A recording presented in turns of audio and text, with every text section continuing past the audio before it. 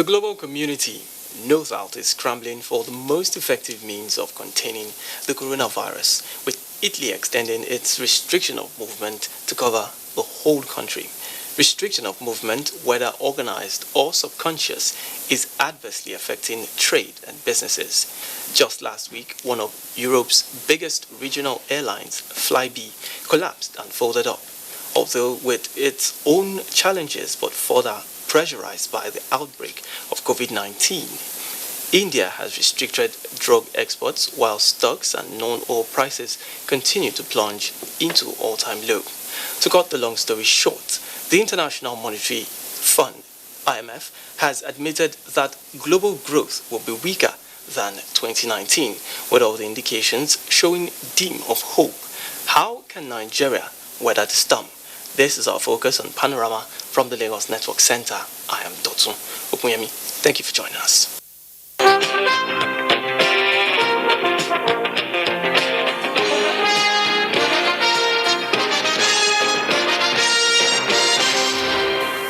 Now let's begin with the coronavirus. Now the second coronavirus patient will begin treatment at the Infectious Disease Hospital, Yaba, Lagos. This follows his transfer from the isolation center in Ewekoro, Ogun State. Lagos State Commissioner for Health, Professor Akin Abayomi, disclosed this during the daily media briefing on the coronavirus situation in the state. Joy Ken Abakoya has details. The second patient, a male from Ogun State, is the first transmission case of coronavirus in Nigeria. He is among the 40 persons who had close contact with the index case and has been in isolation for more than 10 days. Now the good news is that we had the individual under surveillance. So that significantly minimizes the chance of transmission to a large number of people. I, in consultation with Mr. Governor, agreed that we will receive this second patient at our Yaba facility, where we have the appropriate infrastructure, and we have the appropriate trained staff, and we have all the necessary equipment to manage dangerous infections. Giving an update on the Italian index case, Professor Abayomi says he is in a stable condition but still secreting the virus. The commissioner says the search for 2 male individuals who arrived in Nigeria with the index case is on. He is appealing to them to come forward to get tested to be sure they are coronavirus free. In Lagos, Joy Ken Abakoya, NTA News. Now that Nigeria has 2 cases of the novel coronavirus, also known as COVID-19, to deal with, port managers have put in place several measures to avoid the spread of the virus across the seaports. Now, this was the target of a sensitization meeting between officials and terminal operators, as well as other key players in the sector. Imolayo Tokede has details. The nation's ports are major entry points for goods and persons into the country. And like the international airports, the virus could be brought in through the ports from other countries. This is why key players are meeting to discuss comprehensively on global best practices to be implemented to tackle the virus. We deem it fit that there's need for us to discuss what we have done, what we have put in place, and of course what is expected of the terminal operators for them to be able to curtail this menace. Part of the recommendations include frequent use of hand sanitizers, face masks, temperature screening machines and hand washing stations at all entry points. The setting up of isolation center to attend to emergencies at the port is also in the making. Before COVID, there would have been just 1 yellow flag. But with COVID, we are now saying 2 yellow flags so that you are alerting everybody that there is a suspected case on board. And that will now, alert the Port Health as well as our pilots that are going on. The Nigerian Ports Authority is appealing for more collaboration with other agencies to ensure the seaports are free of the virus, tasking terminal operators to report any suspected cases by calling these emergency numbers. In Lagos, Imolayo Tokede, NTA News. In the meantime, worried over the impact of the coronavirus disease on the nation's economy, President Muhammadu Buhari has constituted a 5-man committee to quickly assess the situation and advise the federal government on the next line of action. State House correspondent Adamu Sambo reports that the committee is chaired by the Minister of Finance, Budget and National Planning, Zainab Ahmed. The committee, which has 2 days within which to complete its assignment, comprises the Minister of State, Budget and National Planning, Clement Agba, Minister of State for Petroleum Resources, Timothy Silva, Governor of the Central Bank of Nigeria, Godwin Emefiele, and the Group Managing Director of the NNPC, Mele Kolokeri. Briefing newsmen after a closed-door meeting with President Muhammadu Buhari, Chairman of the committee and Minister of Finance Zainab Ahmed said discussions centered on the dwindling oil fortune as a result of the global pandemic and the best way forward for Nigeria. Our mandate is to make a very quick assessment of the impact of this coronavirus on the economy, especially as it affects the crude oil price. But it is very clear that we will have to revisit the crude oil benchmark price that we have of $57 per barrel. We have to revisit it and lower the price. Where it will be lowered to is the subject of the work of this committee. What the impact will be on that is that there will be reduced revenues to the budget, and it will mean cutting the size of the budget. The quantum of the cut is what we are supposed to assess as a committee. The Minister of State for Petroleum Resources, Timothy Silva, said apart from the coronavirus disease, the volatility in the oil market is also attributable to the disagreement between Saudi Arabia and the Russian Federation, which he said Nigeria is not in a position to intervene. We believe that in the coming days, when all of us begin to see the effect of the reduction of prices, OPEC and OPEC Plus might need to meet again and reconsider our position. Meanwhile, we expect also a lot of discussions going on at the level of Saudi Arabia and Russia.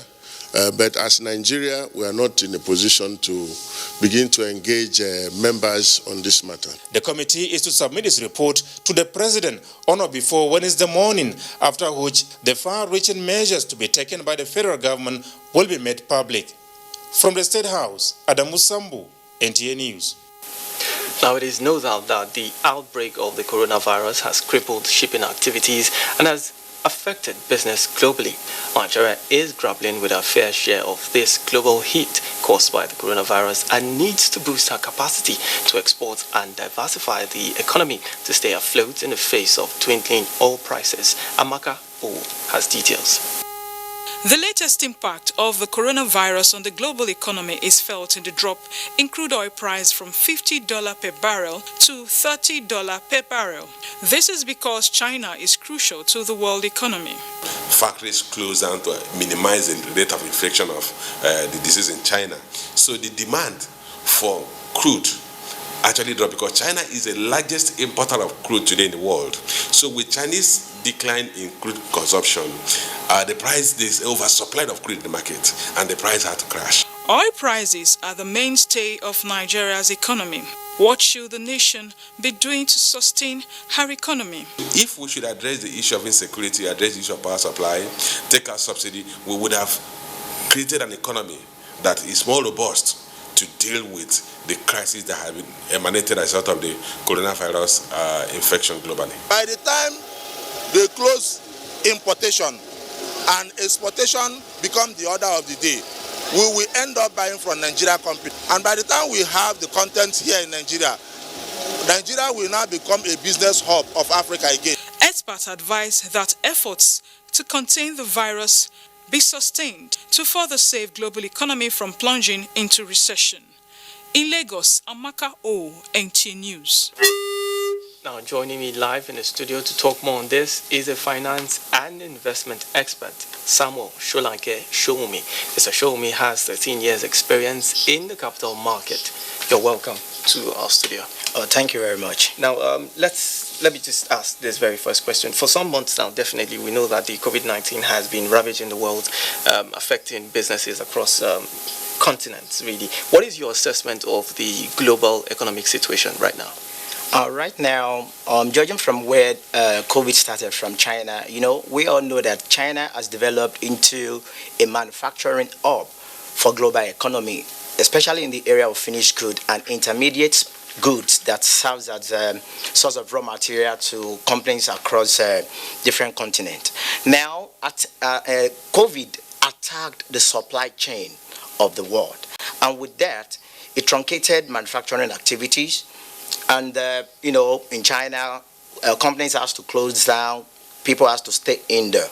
It has a ripple effect. And the effect is that if other countries that buys from China cannot buy, definitely people who buys intermediate products from them, using them as their own source of raw material, will not be able to produce back home.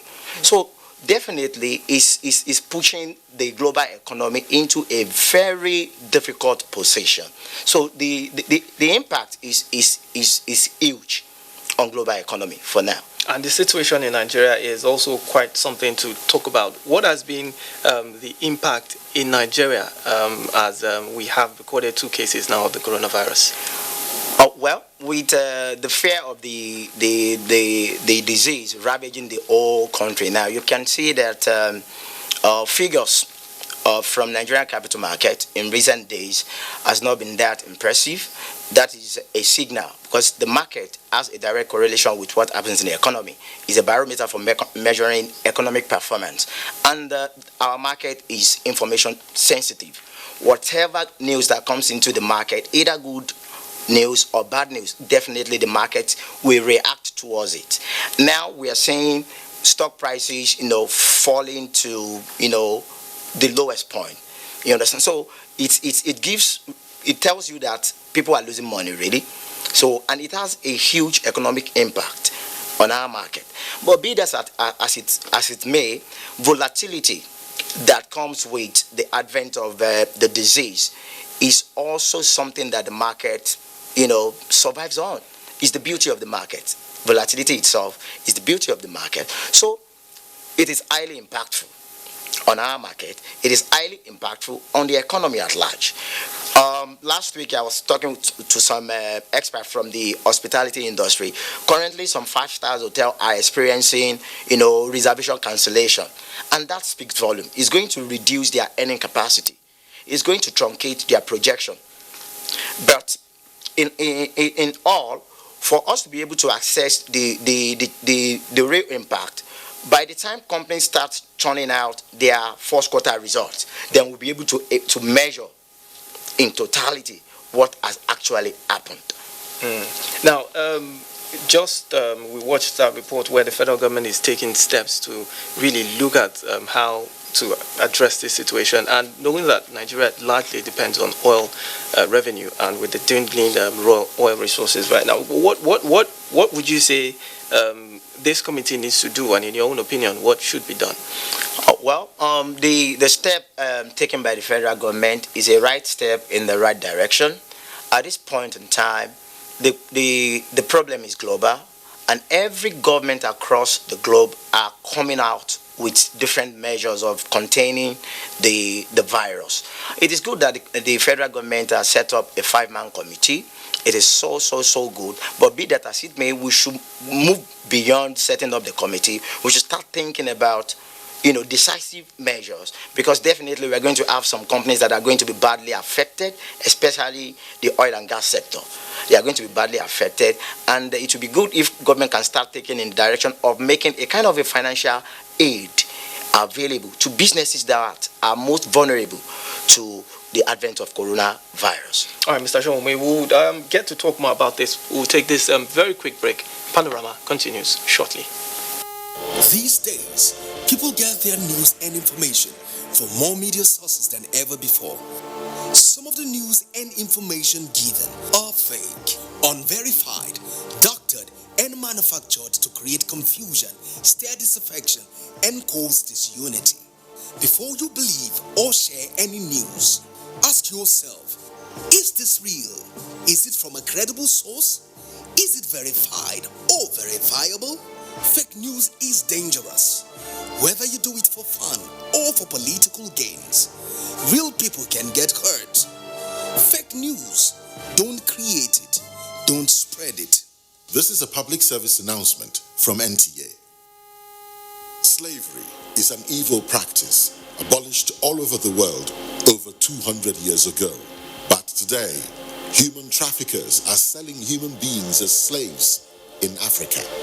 It is your responsibility to make sure that you and the people you know do not fall into slavery. Don't believe fake promises of jobs abroad. People went to say Libya, Italy no use you when they carry me on top water. 4 days now they lock me for inside house, no food, no water. I nearly die. Now God, when me heaven and earth, now save me. If you get 1 naira for Nigeria, you get junior one, you say you no get papa, you no get mama, that make you come out. I beg go they do farm work. You better pass person when enter road. Don't accept to travel to Europe through the Sahara Desert. You may be walking into slavery. Don't be a slave. This is a public service announcement brought to you by NTA.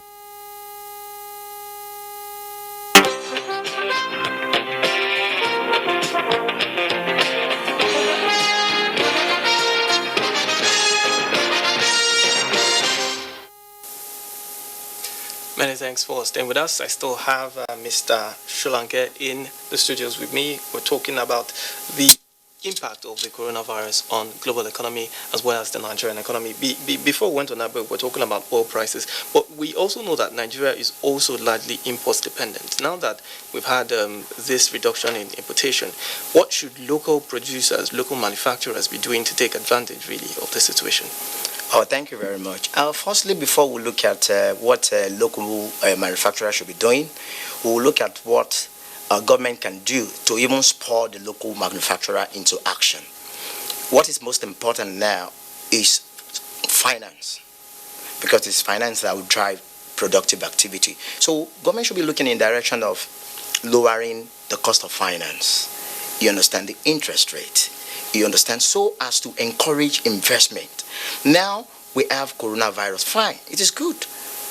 You understand? One thing we must understand is that whatever comes up in life has both positive side and the negative side. Our local manufacturer can now look inward to start producing those goods that we used to import. You understand? So, but government needs to work on it, and government needs to step up the game. I so much fancy the statement made by the Minister for Finance. You understand, saying that they want to, the government has started looking at whether they are going to review the budget. That is to tell you that government is proactive. They are not sleeping over the issue. They are ready to face the real reality. And part of it is making soft landing for manufacturing companies to spur into productive activities.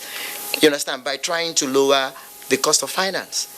So once that window is there, manufacturers can now, step up their own game in line with that, access those finance, and go into productive activity, which in tandem we definitely trickle down to increasing employment. People will start getting jobs, and this is what we need really. The advent of coronavirus presents itself the good and the bad. So every country all over the world has the choice to choose the path they want to follow. Whether you want to look inward and start thinking about yourself, because in reality, with what is happening between Russia and Saudi Arabia again, raising a oil price war, you understand, it tells you more that the superpower are getting more of protectionism than globalization. You understand? So each country, Nigeria as a country, we have to look inward. Let us look inward and look at how we can encourage our people to move into real production. Now, before I let you go, let's look at what the country should do differently. You rightly mentioned that certain sectors have been affected, but we know that healthcare, for example, would be, as we imagine it, booming, so to speak. But what really should the country do differently to take advantage of this situation? Oh, thank you very much. For the healthcare sector, the first thing is this is not the time to look for self-glory. This is not the time to be motivated for self-aggrandizement. This is the time for the professionals in that sector to come together at the rallying point and face research. With collective research, we can actually, moving towards finding a solution. It is very, very possible that Nigeria might even be the country to even detect the cure. It is not a rocket science. Science is science everywhere. We have professors, we have health practitioners in this country that are up to the task. But all they need to do is for the government to provide intervention fund. You understand, that can support them into research. All the research institutes in Nigeria now should go into full action. You understand? They should go into full action. The whole world is still looking for the cure. Nobody has the cure. So, with the two cases we have now, it is just like we're looking for something to start our research from, and we now have them. We have sample that we can actually work with towards getting the solution to the cure. So, health professionals should just come down, humble themselves, come together as a unified force, together with the support of the federal government, assisting the health ministry, to support people into research work. And with that, before you know it, it's going to turn into serious, economic activities, serious. That will even be the rallying point for our economy. Well, thank you so much, Mr. Samuel Showmi Sri Lanka, for your thoughts on that particular matter. Thank you for coming. Thank you very much. And now, meanwhile, in the meantime, Governor Abdullahi Umar Ganduje has approved the appointment of Aminu Ado Bayero as the new Emir of Kano. This followed his nomination by a 4-member Kingmakers Committee of the Emirates. Abdullahi Mustafa has details. Have been directed by His Excellency, the Executive Governor of Kano State, Dr. Abdullahi Umar Ganduje, OFR, based on the powers conferred on him by the provision of Section 11, Subsection 1 of the Kano State Emirate Council Law 2019, that is equivalent to Hijrah 1441, to announce the appointment of Alhaji Amina Ado Bayero, the former Emir of Bichi Emirate, as the new Emir of Kano. 60-year-old Amina Ado Bayero is the second son of late 13th Fulani ruler of Kano, Alhaji Ado Bayero. The 1984 graduate of Mass Communications from Bayero University, Kano, Aminu also holds a master's degree in business administration. Subsequently, he trained and worked as a commercial pilot till the early 1990s when he was turbaned Dammaji by his late father, Alhaji Ado Bayero. From that period to May last year, when he was appointed Emir of Bichi, Aminu held various other titles including Damburam, Traki, Sarkin Dawakin Sakargida, and Wambai. He succeeded Muhammad Sanusi II, who was deposed following allegations of disloyalty and violation of some provisions of new Kano Emirate law amended by the state government. Sanusi has been on the throne since June 2014. He succeeded the 13th Fulani Emir, Alhaji Ado Bayero. Muhammad Sanusi II served as the governor of the Central Bank of Nigeria between 2009 and 2014. In Kano, Abdullahi Mustafa, NTA News. Ahead of Olympic qualifiers, Nigeria Volleyball Federation invites 8 male beach volleyball players to camp in Kaduna. Olumide Ikuntola has this and more on Sports Update.